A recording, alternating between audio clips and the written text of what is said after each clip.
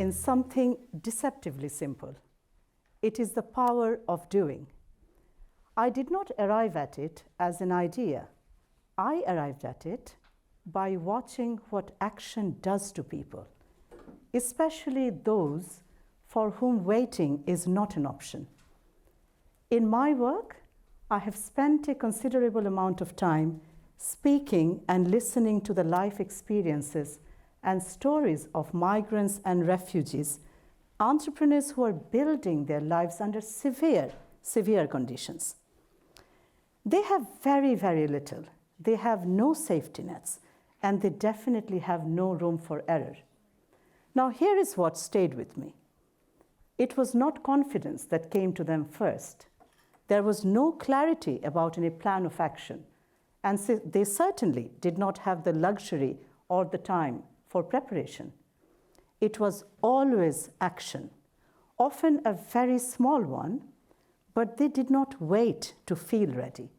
They just did the next thing. And watching that forced a question on me.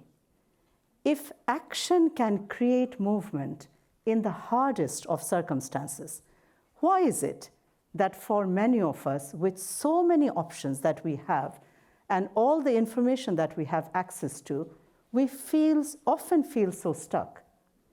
Now, here is what I believe the connected world has quietly trained us to do. We spend a lot of time getting ready to do something. It could be something as simple as changing our diets.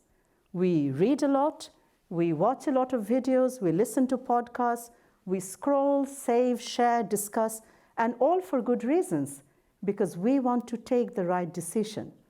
But this reading, writing, watching, listening, all of that feels very active and involved. So nothing actually progresses. It's not because we don't care. We do care about things that truly matter. But caring and feeling has begun to replace participation. Most of us in this room, we know what we want to do. But we continue to live in that tiny gap between intention and action. It is the same gap that perhaps you experience, I know I do, on a regular basis. Say you want to go for a run, and then you don't. Well, nothing dramatic happens, but the day just passes. But when intention misses action every single time, distance starts to form. And we feel that distance as disconnection. Disconnection from our thoughts, our goals, from each other, and more importantly, from ourselves. Now, what I have noticed is much simpler. We tend to stay in conversations much longer than we need to, instead of moving into actions. We talk about ideas endlessly instead of testing them out.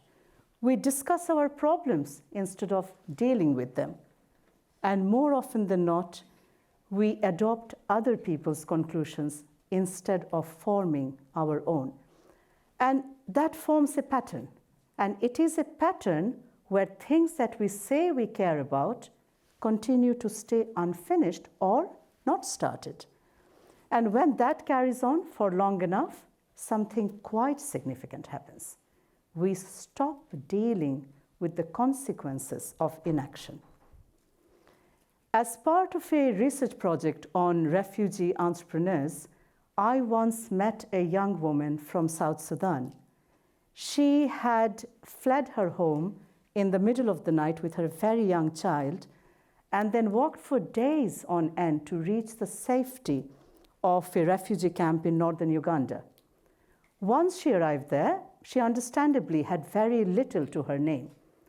But with the help of a support agency, an aid agency, she set up her own dressmaking business within the camp.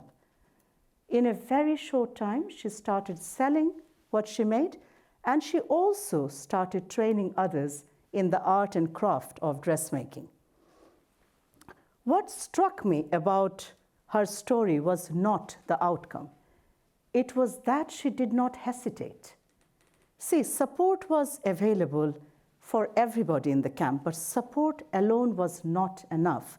It always came down to whether someone was willing to try. See, hesitation can often be stronger than our circumstance. When action happens without hesitation, it is always, first of all, physical before it is intellectual. It happens in the body. So, just notice this. Clench your fist really tight and hold it there.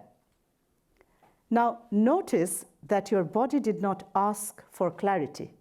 It did not wait for confidence, and it did not run through all the available options. It just responded. Now relax it. And that's it. That's what doing is. It is a signal.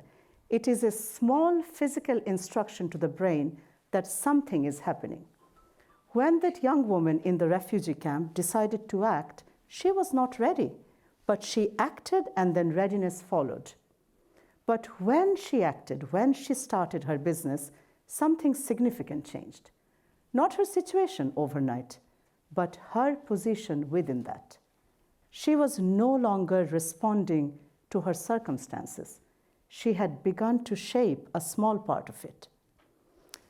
And that is the bit I think most of us miss. Doing is not motivational. Doing is physiological.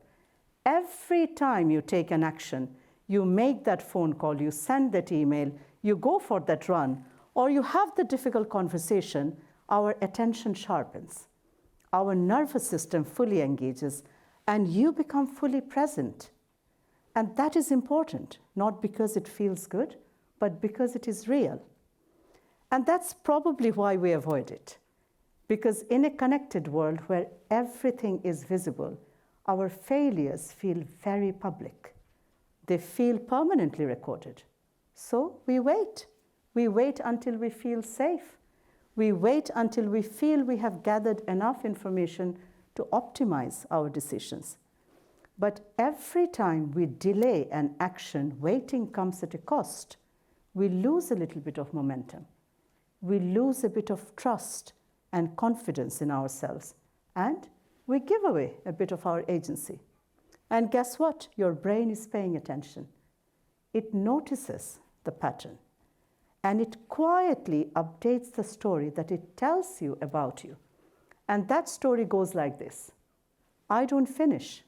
I avoid doing hard things, and I will start later. That then becomes the voice that is data. That voice is not fate.